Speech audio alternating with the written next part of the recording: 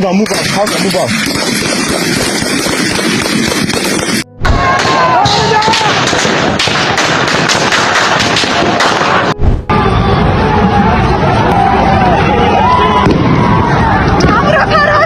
Hello everyone, good morning, good afternoon and good evening depending on where you are watching us from around the world.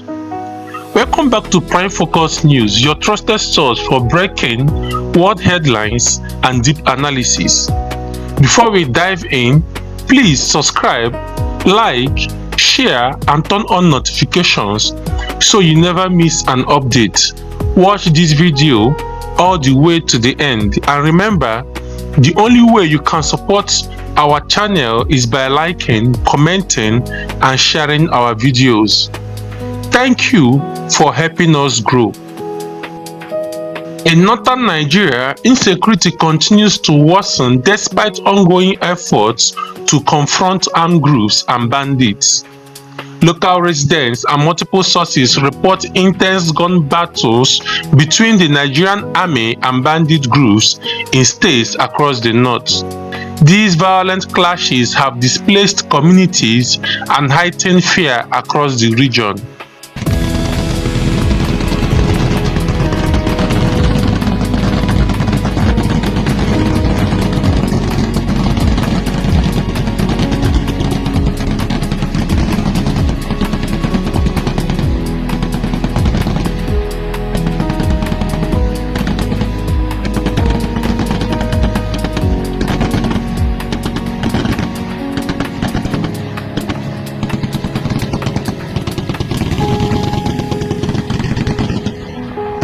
The fire for her.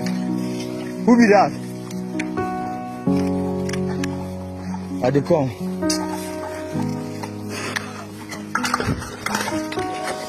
Open your eyes, oh. Open all around the fence. They can flank us. Hang and move out.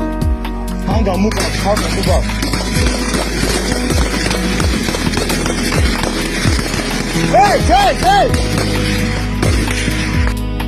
In response to the worsening situation, the United States launched airstrikes in Sokoto State late last year, targeting Islamist militants affiliated with the Islamic State and linked bandit groups at the request of Nigerian authorities. The strikes were described as powerful and deadly, aimed at dismantling militant infrastructure in the region.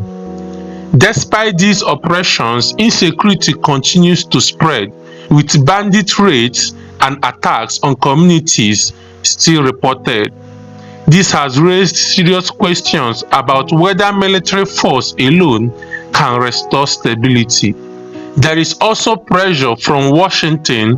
US officials have openly threatened further strikes unless the Nigerian government takes stronger action to disarm and dismantle militant networks, a stance that has alarmed some officials in Abuja due to concerns that foreign military escalation could pull Nigeria deeper into conflict. Security analysts say that while the US involvement aims to degrade extremist capabilities, without stronger domestic political unity and community-level strategies, violent groups may adapt and continue to operate. Some also warn that prolonged foreign military involvement could create unintended consequences if not paired with governance reforms. In a parallel global story, the United Nations has raised serious concerns about the legality of recent US military actions in Venezuela. The UN officials have stated that the US operation, which involved the capture of Venezuelan President Nicolas Maduro and his wife on criminal charges, may violate international law, particularly provisions of the UN Charter that prohibit force against another sovereign state without authorization. Experts argue that absent a Security Council mandate or clear self-defense justification, unilateral military actions risk setting dangerous precedents, undermining international norms, and destabilizing regional peace. The UN's position has sparked global debate, with some nations condemning the US move as unlawful interference, while others argue Venezuela's long-standing political and humanitarian crisis necessitated decisive actions.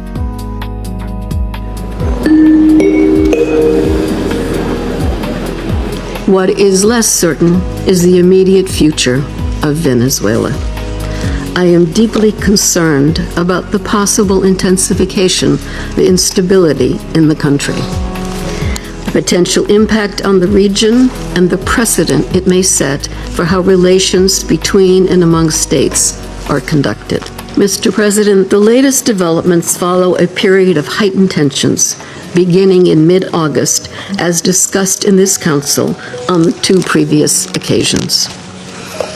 I have consistently stressed the imperative of full respect by all for international law, including the Charter of the United Nations, which provides the foundation for the maintenance of international peace and security. I remain deeply concerned that rules of international law have not been respected with regard to the 3 January military action. The Charter enshrines the prohibition of the threat or use of force against the territorial integrity or political independence of any state.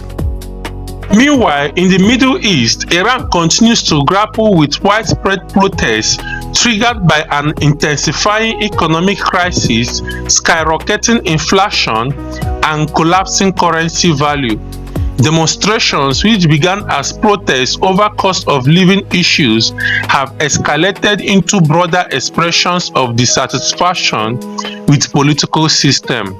Rights groups report that at least 34 protesters have been tried and more than 2,000 detained nationwide during more than a week of unrest.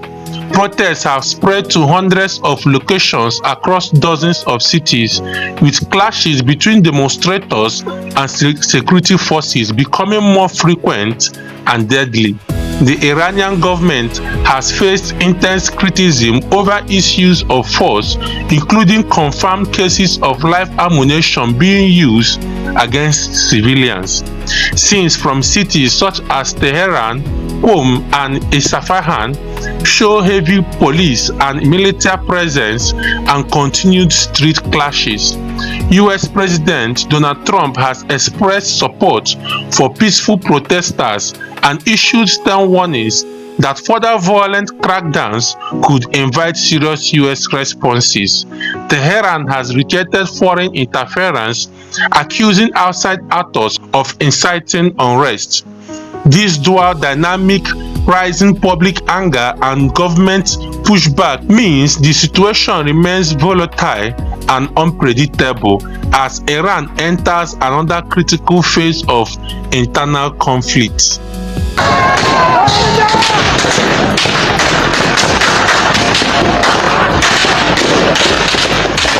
وقتی اونها رفتن بالا مردم بیشتر شعار میدادن و شروع تیراندازی شروع شد، یعنی مستقیم به سمت مردم.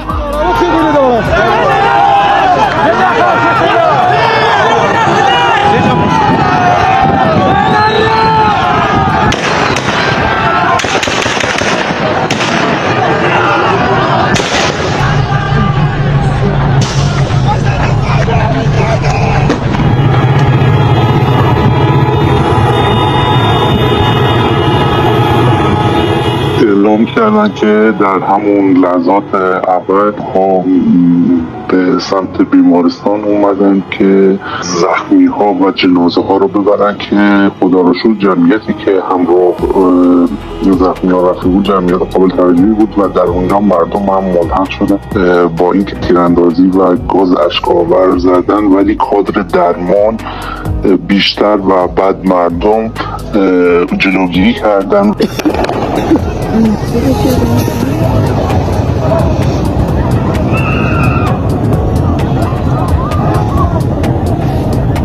هر کسی رو میدیدن کتک میزدن، چه آدم عادی چه کادر درمان، چون کادر درمان هم زیاد مقاومت کردن، همه رو کتککاری کردن. ولی در این سر و صدا و جیغ و دادی که بود با مقاومت مردم مواجه شدن، چند نفر رو دستگیر کردن که از افراد داخل بیمارستان بودن، از افراد زخمی نبودن.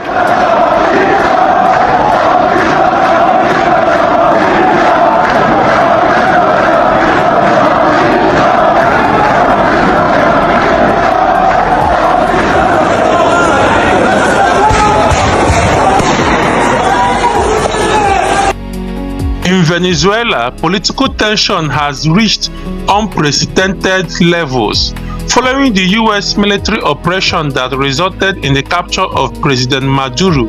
His only son, Nicolas Ernesto Maduro Guerra, delivered an emotional speech to Venezuela's National Assembly, expressing loyalty to interim authorities and insisting his father's leadership legacy lives on.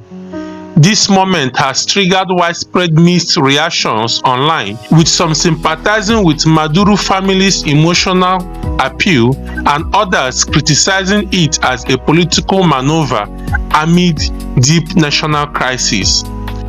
Y a ti, papá, te digo, hiciste de todos nosotros en la familia gente fuerte.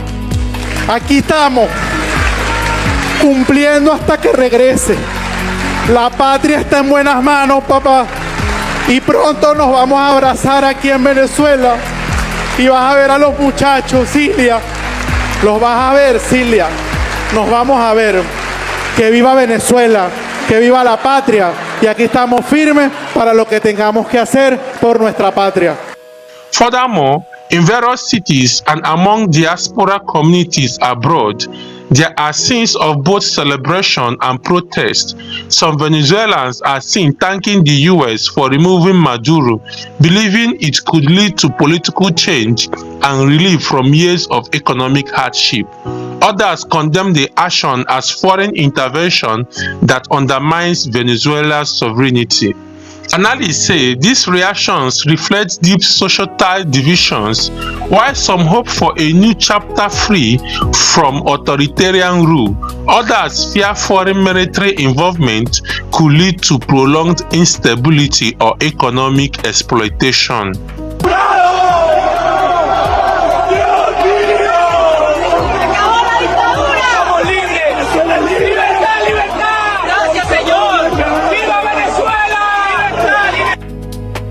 Experts across these hotspots, Nigeria, Venezuela, and Iran, highlight a few shared threads.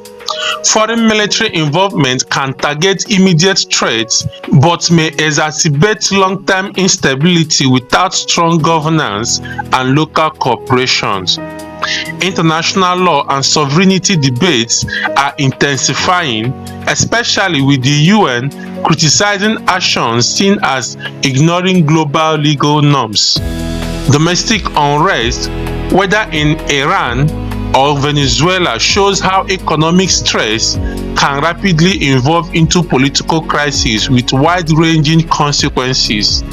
These trends, analysts warn, underscore a world where geopolitics, internal governance, and global norms are colliding in ways that affect millions.